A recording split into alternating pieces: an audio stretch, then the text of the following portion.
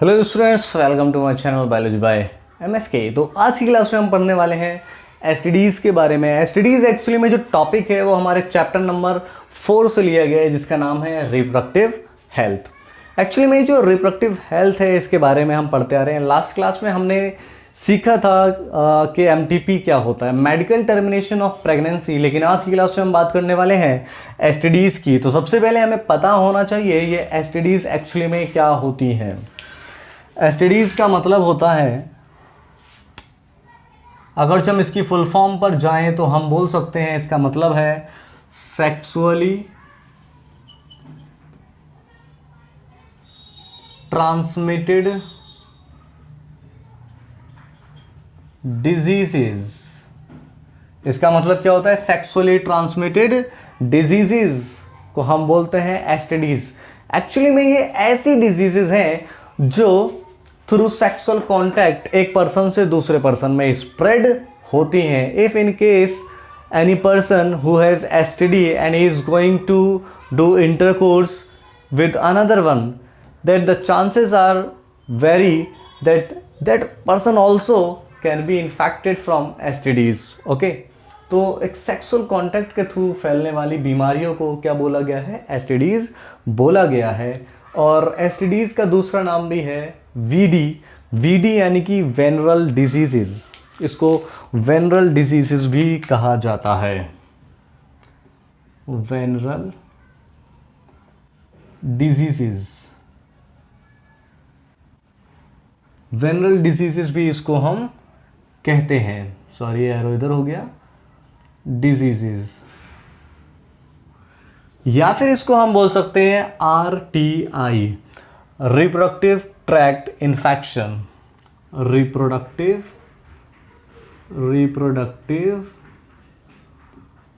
Tract infection, यानी कि जो हमारा रिप्रोडक्टिव ट्रैक है उसमें इन्फेक्शन का हो जाना ही STD कहलाता है, RTI कहलाता है, वेनरल डिजीजेस कहलाता है। तो आपको ये ध्यान रखना होगा इन बातों को। अब ये जो STD है जो कि सेक्सुअल कांटेक्ट के थ्रू फैल रहा है, तो इसमें कुछ हम बीमारियों को स्टडी कर लेते हैं। सम STDs यानी कुछ बीमारियां। तो वो STDs क्या हैं? मैंने यहाँ पे एक टेबल बनाई हुई है, ठीक है, जो आपकी NCERT में इसको मेंशन किया गया है और इसका आना बहुत ज़्यादा ज़रूरी है। आपके NCERT में कॉजेटिव ऑर्गेनिज्म नहीं दिए गए हैं, पैथोजेंस नहीं दिए गए हैं, लेकिन मैंने इनको यहाँ पे पैथोजेंस को लिखा है। वो इसलिए लिखा है क्योंकि CBSE के पॉइंट ऑफ व्यू से एज वेल एज नीट के पॉइंट ऑफ व्यू से ये ज़रूरी है और ये क्वेश्चन यहाँ से पूछा जा सकता है कि कौन सी STD का कौन सा कॉजेटिव ऑर्गेनिज्म होता है। तो आइए हम स्टडी कर लेते हैं इसको भी। ये क्या है? कुछ name of STD, name of STDs।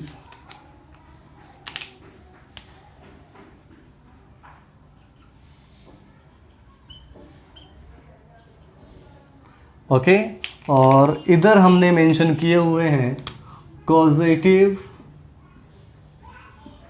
Causative organism, और हम बोल सकते हैं पैथोजेंस, ठीक है। तो ये हैं। तो सबसे पहले हमें स्टडी करना है गोनोरिया। गोनोरिया आपकी NCERT में इसको मेंशन किया गया है। और ये जो गोनोरिया है इसका कॉजेटिव ऑर्गेनिज्म होता है नेसेरिया गोनोरी या निसीरिया गोनोरी, इसका पॉजिटिव ऑर्गेनिज्म है। अभी जो गोनोरिया क्या होती है इसके अंदर अभी हमें नहीं पढ़ना है। एज ए मेडिकल स्टूडेंट जब आप एडमिशन ले लेंगे, नीट क्वालिफाई कर देंगे, जब आप इसको मेडिकल में पढ़ेंगे, आप डॉक्टर बनने के दौरान इन सारी डिजीज़ के बारे में डीपली आपको पढ़ना है। अभी तो हमें सिर्फ याद रखना है कि एसटीडी कौन कौन सी हैं और उनका पॉजिटिव ऑर्गेनिज्म कौन कौन है, यानी कि कौन सा क्या कॉज करता है। सेकेंड, अगर जो हम बात करते हैं सिफिलिस की, सिफिलिस का पॉजिटिव ऑर्गेनिज्म होता है ट्रिपोनिमा पैलिडम। ट्रिपोनिमा पैलिडम ये इसका पॉजिटिव ऑर्गेनिज्म होता है और ये दोनों के दोनों क्या है? बैक्टीरिया है। क्या है? दोनों के दोनों बैक्टीरिया। तो हम बोल सकते हैं जो एसटीडी होती है वो बैक्टीरियल भी होती है, वायरल भी होती है प्रोटोजोन भी होती है, ठीक है, एक्सेट्रा। जो हमारी एनसीईआरटी में दिए गए हैं मैं उनको कवर अप यहाँ पर करने वाला हूँ। तो इस टेबल को ज़रूर बनाएं अपनी कॉपी में, नोट ज़रूर करें इसको। थर्ड, अगर जो हम बात करते हैं जेनिटल हर्पीज़ या जेनाइटल हर्पीज़ की, तो जेनाइटल हर्पीज़ कॉज करने वाला एक वायरस होता है जिसका नाम होता है herpes simplex virus, herpes simplex virus.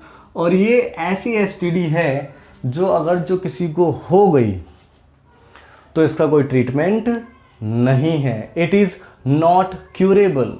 ये दोनों अगर जो अर्ली स्टेज ऑफ इन्फेक्शन हमें पता चल जाए अर्ली स्टेज में ही, तो हम इनको क्योर कर सकते हैं, लेकिन अगर जो ये हो गया तो इसका कोई क्योर नहीं है। और ये एक वायरस के थ्रू होती है, किसके थ्रू होती है, वायरस के थ्रू, ठीक है। फोर्थ, अभी हम बात करते हैं इसकी, सबसे पहले इनकी बात कर लेते हैं। Fifth, hepatitis B. Hepatitis B किसके द्वारा होता है, हेपेटाइटिस बी वायरस के द्वारा होता है, किसके द्वारा, hepatitis B virus. Next, AIDS, जो कि बहुत ज़्यादा खतरनाक है और नाम तो सुना ही होगा इसका भाई, AIDS, acquired immunodeficiency syndrome. Acquire यानी कि एक्वायर किया गया है हमारे द्वारा, इम्यूनो यानी कि इम्यूनिटी, एक्वायर्ड इम्यूनोडेफिशिएंसी यानी कि इम्यूनिटी की डेफिशिएंसी हो जाती है, ठीक है। ऐसी एक सिंड्रोम है, ऐसी बीमारी है जहाँ पर जो हमारी एक्वायर्ड इम्यूनिटी है वो इम्यूनिटी क्या हो जाती है, अफेक्ट हो जाती है, ठीक है। और ये तब तक नहीं होता है किसी के अंदर जब तक वो वायरस ब्लड में फ़्लो ना करे, पूरी बॉडी में फ़्लो ना करे, तब तक हम उसको कन्फर्म नहीं कर सकते हैं। देखिए यहाँ पे ना केसेस आता है, हम कहते हैं कि एक पर्सन है, एक व्यक्ति है, ठीक है, मान लेते हैं दो पर्सन है, एक पर्सन है ए और एक पर्सन है बी, ठीक है। दोनों के पास HIV वायरस है, दोनों की बॉडी में क्या है, HIV वायरस। तो वायरस होना ये नहीं बताएगा कि एड्स होगा या नहीं होगा। यहाँ पर हमें कंडीशन लानी पड़ती है। मान लेते हैं कि इसमें वायरस तो है लेकिन ब्लड में फ़्लो नहीं कर रहा है, लेकिन यहाँ पे क्या कर रहा है, ब्लड में फ़्लो भी कर रहा है। तो जब तक HIV वायरस ब्लड में फ़्लो नहीं करेगा तब तक हम एड्स कंफर्म नहीं कर सकते। तो हम बोलेंगे भाई बी वाले को एड्स है, ठीक है, और ए वाले को नहीं है। तो ये सिर्फ प्रेजेंस होना ही HIV का ये कंफर्म नहीं करता है कि एड्स है या नहीं है, उसका फ़्लो हो रहा है या नहीं हो रहा है, ये बहुत ज़्यादा मैटर करता है। नेक्स्ट, अगर जो हम बात करते हैं सेवंथ, जिसका नाम है जेनिटल वार्ड्स। ये जेनिटल वार्ड्स जेनिटेलिया रीजन में होते हैं और इसको कॉज करने वाले का नाम है human papilloma virus, HPV, human papilloma virus. और ये भी क्या है, एक वायरस है, ये भी क्या है, एक वायरस। तो 4 डिसीजेज वायरल हो गई, 2 बैक्टीरियल हो गई, ठीक है। बात कर लेते हैं फोर्थ वन की। फोर्थ वन जिसका नाम है ट्राइकोमोनिएसिस, ट्राइकोमोनिएसिस। ये जो ट्राइकोमोनिएसिस है ये कॉज किया जाता है ट्राइकोमोनास वैजिनैलिस के द्वारा, जो कि एक प्रोटोजोन है। क्या है, एक प्रोटोजोन है। मैंने कहा है कि इनके बारे में आपको डीपली नहीं पढ़ना है, बस नाम ध्यान रखना है, कॉजेटिव ऑर्गेनिज्म का नाम ध्यान रखना है, पैथोजन का नाम ध्यान रखना है। डीपली इसमें अभी नहीं जाना है, ये आप एज ए मेडिकल स्टूडेंट पढ़ेंगे जब आप एडमिशन ले लेंगे, ठीक है। तो आप तैयार रहें इसके लिए और ये याद करते रहें तो आपका एडमिशन ज़रूर हो जाएगा। बात करते हैं नेक्स्ट की, जिसका नाम है क्लैमाइडियसिस। ये जो क्लैमाइडियसिस है इसको कॉज करने वाले का नाम है क्लैमाइडी। क्या नाम है, क्लैमाइडी, ठीक है। ये क्लैमाइडी होता है, क्लैमाइडी, ठीक है। और ये कॉज किया जाता है क्लैमाइडिया ट्रैकोमैटिस के द्वारा, क्लैमाइडिया ट्रैकोमैटिस के द्वारा इसको कॉज किया जाता है। तो आई होप कि सारी बातें क्लियर आपको हो गए होंगे। टेबल ज़रूर बनाएं अपनी कॉपी के अंदर।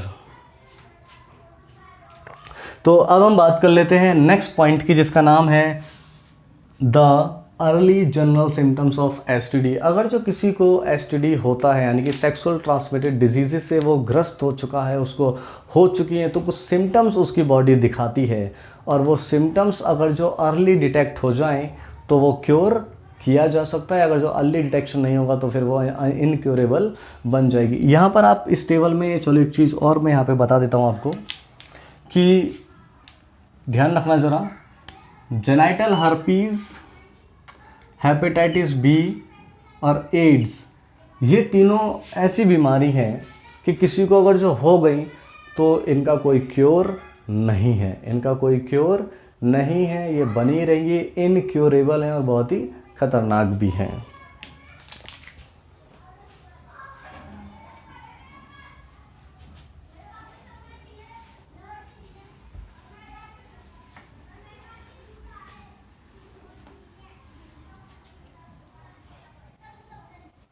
तो अब हम आगे बात कर लेते हैं जिसका नाम है the early general symptoms of STDs. अगर जो किसी के अंदर एसटीडी हो गया है तो उसकी बॉडी कौन से सिम्टम्स दिखाती है अर्ली स्टेजेस में। तो सबसे पहले हम बात कर लेते हैं ईचिंग। उसको क्या होने लगेगा, ईचिंग होने लगेगा, ठीक है, ईचिंग होगा और फ्लूइड डिस्चार्ज, कुछ छोटे छोटे से क्या हो जाते हैं, बोल सकते हैं ओर्स वगैरह आ जाते हैं जेनिटल रीजन में, ठीक है। ईचिंग भी जेनिटल रीजन में ही होती है और फ्लूइड डिस्चार्ज भी वो जो छोटे छोटे ओर्स होते हैं उनमें से एक फ्लूइड डिस्चार्ज होना स्टार्ट होता है जो वाटरी कलर होता है, ठीक है। और स्वेलिंग्स भी हो जाती है, जो जेनिटल रीजन है वहाँ पर क्या होती है, स्वेलिंग्स होती है। जब ये सिम्टम्स देखने को मिले तो हम बोल सकते हैं कि भैया कि उसको क्या हो गया है, ये भैया एसटीडीज़ के सिम्टम्स दिखा रहा है।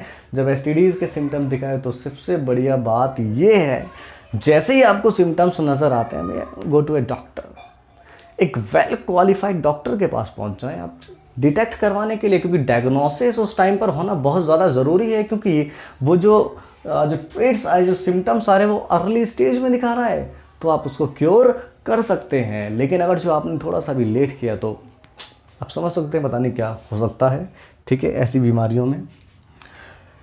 नेक्स्ट अगर जो हम बात करते हैं, थर्ड पॉइंट आप देख रहे होंगे यहाँ पर लिखा हुआ है, पेशेंट्स रिमेन्स अनडिटेक्टेड और अनट्रीटेड। जो पेशेंट्स होते हैं वो क्या रहते हैं, अनडिटेक्टेड रहते हैं और अनट्रीटेड रहते हैं। ड्यू टू, यानी कि क्या वजह है, जो पेशेंट हैं वो डिटेक्ट नहीं हो पाते हैं जिनको एसटीडी होती है, या वो अनट्रीटेड रहते हैं। तो सिंपल सी बात ये है, इसके पीछे आप बोल सकते हैं क्या कारण है। पहला कारण अगर जो मैं कहूँ तो मैं कह सकता हूँ कि STD is a social stigma on the society. STD is social stigma on society. तो सोसाइटी पर ये जो एसटीडी है वो सोशल स्टिग्मा होता है। भैया अगर जो आपने बोला एसटीडी है तो पहले आसपास वाले लोग भाई इससे दूर हटो, ये करो वो करो, तो ऐसा एक बिहेवियर डेवलप होने लगता है हमारे समाज का उस एसटीडी है जिसको, उसके प्रति। बट ऐसा नहीं करना चाहिए। तो यही रीज़न होता है कि जिसको एसटीडी है वो अनडिटेक्टेड रह जाता है, ठीक है। दूसरा, अगर जो हम दूसरी बात करें कि दूसरा पॉइंट क्या है, दूसरा पॉइंट ये है कि जो इसके सिम्टम्स होते हैं वो अर्ली स्टेजेस में नहीं नज़र आते हैं। The symptoms are not detectable during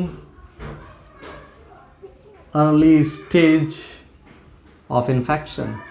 तो जब अर्ली स्टेज ऑफ इन्फेक्शन होता है तो इसके सिम्टम्स जो हैं वो नज़र नहीं आते हैं, इसलिए ऐसे पर्सन अनडिटेक्टेड और अनट्रीटेड रह जाते हैं।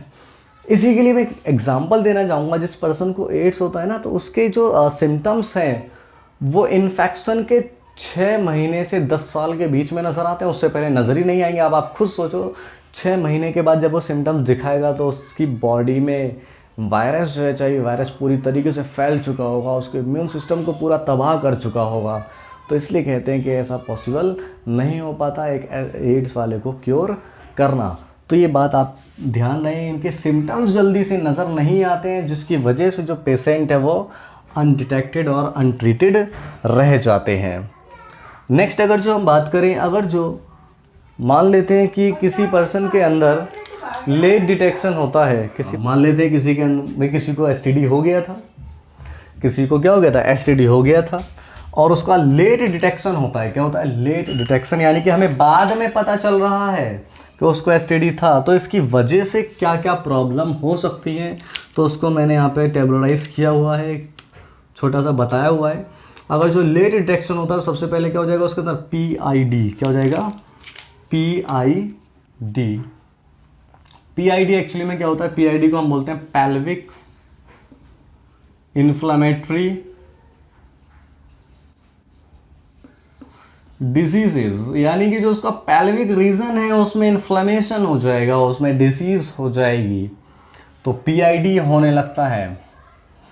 सेकंड, अगर जो किसी फीमेल के अंदर है तो अबॉर्शन के चांसेस बहुत ज़्यादा बढ़ जाते हैं, अबॉर्शन हो जाएगा अगर जो किसी फीमेल को एसटीडी है तो। थर्ड, अगर जो हम बात करें फर्स्ट, सेकंड और थर्ड क्या है, स्टिल बर्थ, किसी फीमेल को प्रेगनेंसी के टाइम पर क्या है, एसटीडी है, तो स्टिल बर्थ होने के चांसेस बहुत ज़्यादा होते हैं, यानी कि मरा हुआ बच्चा पैदा हो सकता है। फोर्थ पॉइंट अगर जो हम डिस्कस करते हैं तो इसका नाम है ectopic pregnancies. Ectopic pregnancies,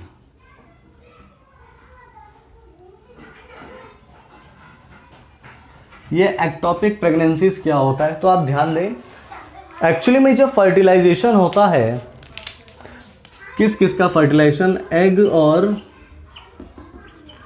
sperm, जब ये फर्टिलाइजेशन होता है तो ये बनाते हैं जाइगोट। क्या बनाते हैं, जाइगोट। और ये जो जाइगोट है वो क्या करता है, डेवलपमेंट करता है। जाइगोट क्या करता है, डेवलपमेंट करता है, और डेवलपमेंट करने के बाद ये ब्लास्टोमियर बनाता है, ब्लास्टोमियर, ठीक है। सेल्स यानी कि मोर्यूला बोल सकते हैं हम, मोर्यूला। उसके बाद बनाता है ब्लास्टोसिस्ट, और इसके बाद क्या हो जाता है, ये इम्प्लांट हो जाता है। क्या होता है, इम्प्लांट, ठीक है। यूट्रस के अंदर इम्प्लांट हो जाता है, प्रोसेस को हम इम्प्लांटेशन कहते हैं। अब ध्यान देना, ये जो इम्प्लांट हुआ है वो कहाँ पर होता है, यूट्रस में इम्प्लांट होता है। लेकिन जिसको एसटीडी होती है उसके अंदर एक्चुअली में क्या होता है, जो इम्प्लांटेशन का प्रोसेस है वो यूट्रस में ना होकर के, जो नॉर्मल पोजीशन होती है यूट्रस की, जहाँ अक्सर इम्प्लांटेशन होता है, वहाँ पर इम्प्लांट ना होकर के इम्प्लांटेशन अगर जो फैलोपियन ट्यूब में हो जाए, कहाँ हो जाए, इम्प्लांटेशन जो है, इम्प्लांटेशन फैलोपियन ट्यूब में हो जाए, फैलोपियन ट्यूब, या कोई दूसरी अदर एबनॉर्मल साइट पर हो जाए, तो उसको हम बोलते हैं एक्टोपिक प्रेगनेंसीज, और इसमें बहुत ज़्यादा कॉम्प्लिकेशंस आ जाते हैं। Next, infertility. अगर जो किसी पर्सन को एड्स है तो हम बोल सकते हैं कि उसके अंदर इनफर्टिलिटी के चांसेस बहुत बढ़ जाते हैं। इनफर्टिलिटी का मतलब होता है एक ऐसी कंडीशन जिस कंडीशन में कोई कपल अपने यंग वंस को प्रोड्यूस नहीं कर सकता है, वो रिप्रोडक्शन नहीं कर सकता है, ठीक है। जब वो रिप्रोड्यूस नहीं कर पाएगा, अपने यंग वंस को प्रोड्यूस नहीं कर पाएगा, हालांकि वो किसी भी कॉन्ट्रासेप्टिव डिवाइसेस का इस्तेमाल नहीं करते हैं, बर्थ कंट्रोल किसी का यूज़ नहीं करते हैं, विदाउट कॉन्ट्रासेप्शन और विदाउट बैरियर मेथड के अगर जो वो इंटरकोर्स करते हैं, तब भी वो प्रोड्यूस नहीं कर पाते हैं अपने यंग वंस को, तो ऐसी कंडीशन भी अराइज हो जाती है, इनफर्टिलिटी। तो नेक्स्ट जो टॉपिक है हमारा वो इनफर्टिलिटी का ही है, पूरा इसको हम डिस्क्राइब करने वाले हैं बहुत अच्छे से, क्योंकि इनफर्टिलिटी एक ऐसा टॉपिक है इस चैप्टर का जहाँ से क्वेश्चन के आने के चांसेस बहुत ज़्यादा होते हैं, ठीक है। नेक्स्ट है even cancer to the genital region. जो जेनिटल रीजन होता है वहाँ पर कैंसर होने के चांसेस भी बढ़ जाते हैं अगर जो किसी को एसटीडी है और वो लेट डिटेक्शन हुआ है उसका। आई होप कि लेट डिटेक्शन वाली ये सारी बातें आपको समझ में आ गई होंगी। तो अब हम नेक्स्ट बात कर लेते हैं, इसको नोट करते रहे भी साथ के साथ। नेक्स्ट जो टॉपिक है हमारा इन्फेक्शन अवॉइड, यानी कि कौन कौन से ऐसे मेथड हैं जिस मेथड का यूज़ करके हम ये जो STDs के इन्फेक्शन को अवॉइड कर सकते हैं। Methods to avoid STD infection, methods to avoid STDs infection. तो आप कैसे इसको अवॉइड करेंगे, अगर जो हम इसकी बात करते हैं यहाँ पर, तो हम कह सकते हैं कि जो इंडियन गवर्नमेंट है उसने काफ़ी सारे तरीके बनाए हैं, लेकिन हम यहाँ पर कुछ नॉर्मल वेज की बात करने वाले हैं जो हर कोई यूज़ कर सकता है अगर जो करना चाहे तो। सबसे पहला, फर्स्ट पॉइंट, अवॉइड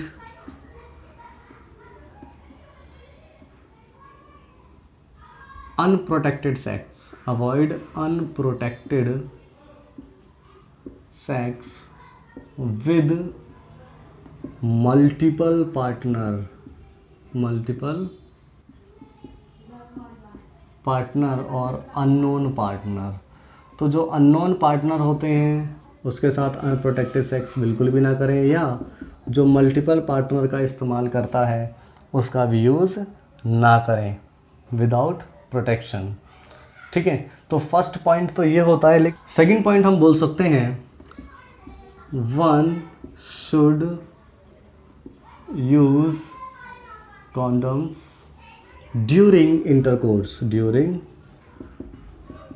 इंटरकोर्स। ठीक है, तो अगर जो कोई भी पर्सन इंटरकोर्स करता है तो उसको कॉन्डम्स का इस्तेमाल करना चाहिए। थर्ड, अगर जो हम बोलें कि अगर जो किसी को डाउट है, in case of any doubt,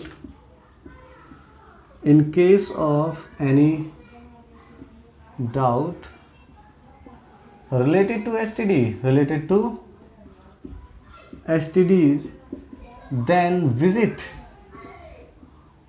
a good doctor। तो जो अच्छा खासा वेल क्वालिफाइड डॉक्टर है उससे जाकर जल्दी से मिले। अगर जो आप ऐसा करते हैं तो क्या हो जाएगा, आप STDs के इन्फेक्शन को प्रिवेंट कर सकते हैं, इसको रोक सकते हैं। तो इन तरीक़ों को आप इस्तेमाल कर सकते हैं। आई होप कि ये सारी बातें समझ में आ गई होंगी। लेकिन अब यहाँ पर एक पॉइंट और मैं डिस्कस करना चाहूँगा। 6 पॉइंट यहाँ मेंशन तो नहीं किया है, लेकिन मैं फिर भी आपको बता देता हूँ 6 पॉइंट क्या है हमारा।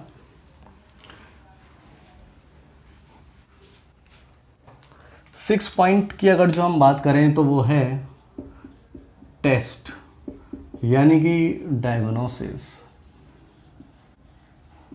हमें पता कैसे चलेगा कि किसी भी पर्सन को STD है, तो उसको डायग्नोस करेंगे, टेस्ट करेंगे, तभी तो पता चलेगा। और ये टेस्ट कौन कौन से होते हैं, टेस्ट का नाम ध्यान रखना। सबसे पहला टेस्ट है ELISA, एंजाइम लिंक्ड इम्यूनोसॉर्बेंट एसे, एंजाइम लिंक्ड इम्यूनोसॉर्बेंट एसे।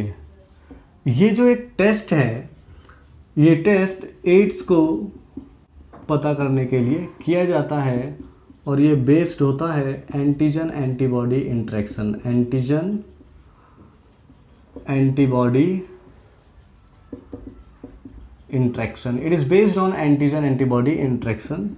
ठीक है। सेकेंड, अगर जो हम बात करें DNA हाइब्रिडाइजेशन, DNA, तो DNA हाइब्रिडाइजेशन के थ्रू भी हम पता लगा सकते हैं, DNA हाइब्रिडाइजेशन। थर्ड पॉइंट की अगर जो हम बात करते हैं तो हम बोल सकते हैं polymerase chain reaction, polymerase chain reaction. तो जो पॉलीमरेज चेन रिएक्शन होती है इसके थ्रू भी पता लगाया जा सकता है। अभी कैसे पता लगाएंगे, तो ये वाला पॉइंट तो हम सीखने वाले हैं। कहाँ पर, ये हम सीखने वाले हैं पॉइंट्स को अपनी 12th क्लास की एक चैप्टर है, चैप्टर नंबर 12 जो बायो टेक्नोलॉजी है, वहाँ पर हम इनको डिस्कस करने वाले हैं। तो ये तरीके, डायग्नोसिस के तरीके जिससे आपको कंफर्म हो सकता है कि बीमारी है या नहीं है। आई होप कि सारी बातें आपको समझ में आ गई होंगी। इनके प्रॉपर नोट्स जरूर बना लें, क्योंकि CBSE के पॉइंट ऑफ व्यू से भी इम्पोर्टेंट है और नीट एग्ज़ाम के पॉइंट ऑफ व्यू से भी ये इम्पोर्टेंट है। तो मेरे वीडियोस को लाइक करें, चैनल को सब्सक्राइब करें, कमेंट करना ना भूलें और शेयर जरूर करें। Thank you for watching biology by MSK।